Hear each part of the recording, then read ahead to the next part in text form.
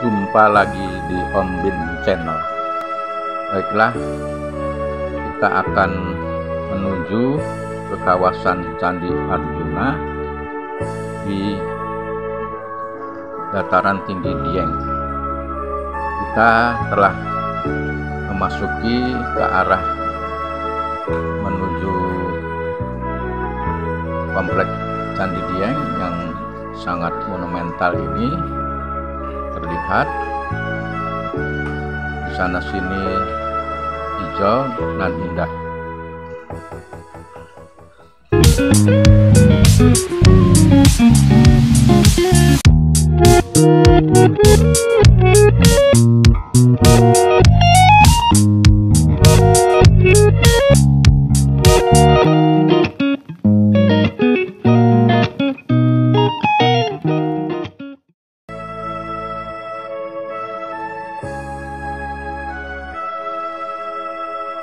Perjalanan ini terus berlalu, nampak dari kejauhan awan, tetapi agak cerah ya. Mulai terlihat tumbuhan tanaman-tanaman sayuran ya. Mungkin di situ ada sawi, kacang ya, dan sejenis lainnya. Yang terkenal juga di sini ada pohon purwaceng ya, untuk stamina, menambah daya. Di sini ikonnya ya pohon purwaceng ini. Nampak jelas itu jalan yang lumayan mulus menuju ke arah dataran tinggi Dieng. Tempatnya dekat lokasi Candi Dieng. Sudah mulai memasuki area tanaman-tanaman yang subur. Terlihat bukit-bukit yang indah. Suhu juga nggak kalah kerennya nih ya, sekitar 11 sampai 12 derajat Celcius nih, cukup dingin ya, cukup dingin.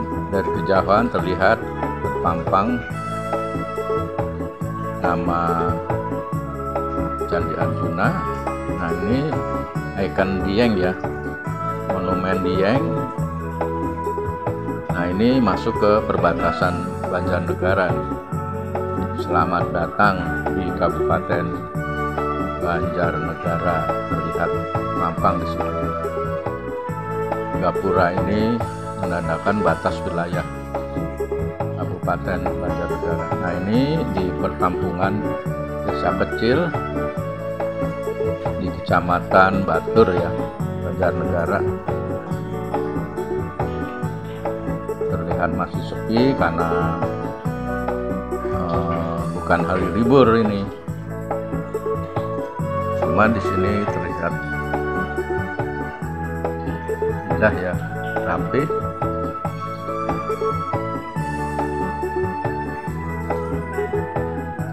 Mulai kita memasuki area tempat parkiran, dan ini tempat tiket masuk ya. Mulai masuk ke area kompleks Candi Arjuna nih.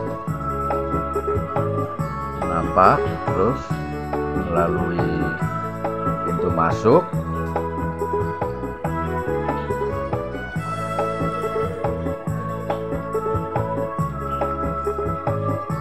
Terlihat di sana pohon-pohon cemara yang ditanam dengan sangat rapi dan tertata ya, sangat indah dilihat. Hawa juga menentukan keindahan, juga kesejukan, juga menambah kita menjadi betah ya. Sebelah kanan situs Dharmasala ya, lihat tuh bekas bebatuan. Nah, ini terlihat Dharmasala.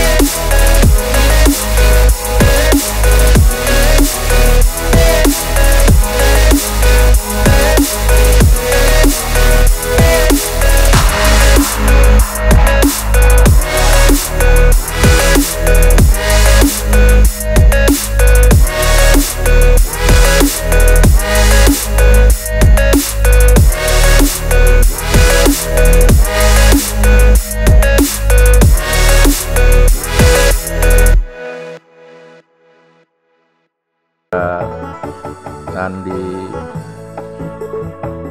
ya, ini Candi Puntadewa kelihatannya sedang dipugar karena mungkin sudah banyak kerusakan sedikit ya, tambah ornamen itu, namun terlihat sangat indah, masih megah itu. Lihat undang-undangannya, trap-trapnya itu masih terlihat jelas, sedang diperbaiki ya. Kokoh berdiri. Dari kejauhan tuh ada candi sebelahnya itu Candi Sembadra ya. Ini Candi Sembadra juga hampir mirip, hanya agak melebar sedikit dengan stupa di atas itu. Dan mungkin ada di luar lokasi komplek Candi Arjuna ini ada juga Candi Gatotkaca ya, di sekitar 1 kilo dari area sini, dan Candi Bima. Lanjut menceritakan kisah sejarahnya yang tadi terputus. Candi ini pada pertengahan abad 19 diupayakan pemeliharaannya oleh H.C. Cornelius dari Inggris ya, pada tahun 1856. Setelah itu upaya pemeliharaan dilanjut oleh J. van Kinbergs dari Belanda ya, dengan dibantu oleh pemerintah kolonial Hindia Belanda pada saat itu. Candi-candi ini termasuk Candi Arjuna berfungsi sebagai tempat pemujaan terhadap para dewa, terutama Dewa Siwa kononnya ya. Pembangunan ini memang khusus untuk beribadah agama Hindu Siwa. Selain itu, lokasi candi yang berada di gunung berhubungan dengan kepercayaan pemeluk agama Hindu.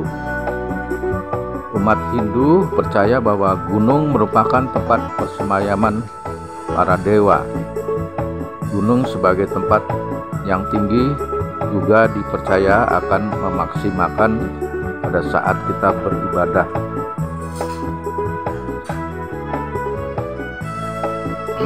Lokasi komplek Candi Arjuna ini bertempat di Desa Dieng Kulon, Kecamatan Batur, Kabupaten Banjarnegara.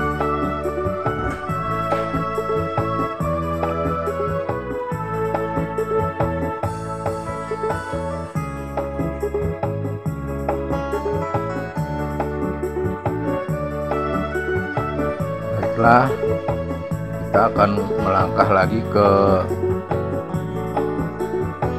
wisata lain, yaitu Dharmasala, Sendang Sedayu, dan Merokoco. Ini terlihat arah panah, menunjuk arah ya, mulai memasuki Dharmasala.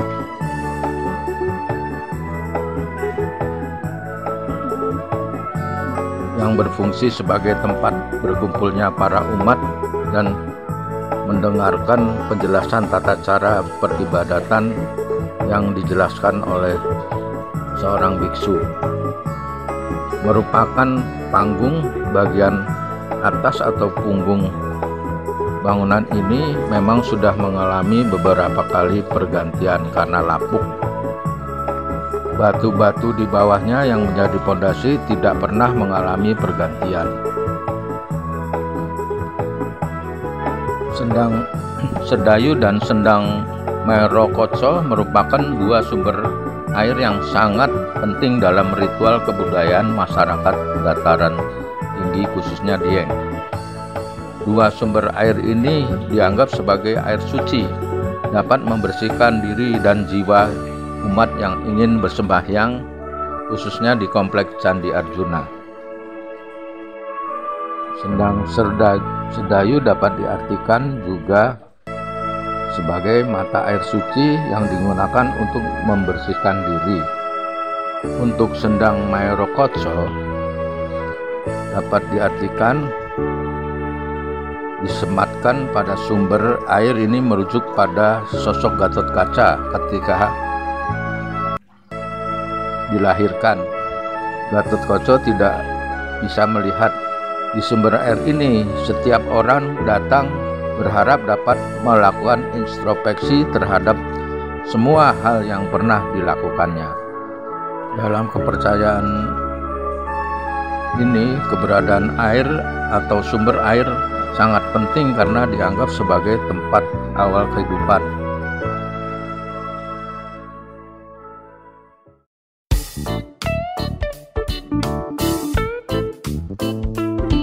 Demikian sekilas cerita tentang legenda di kompleks Candi Arjuna. Sampai jumpa lagi, dan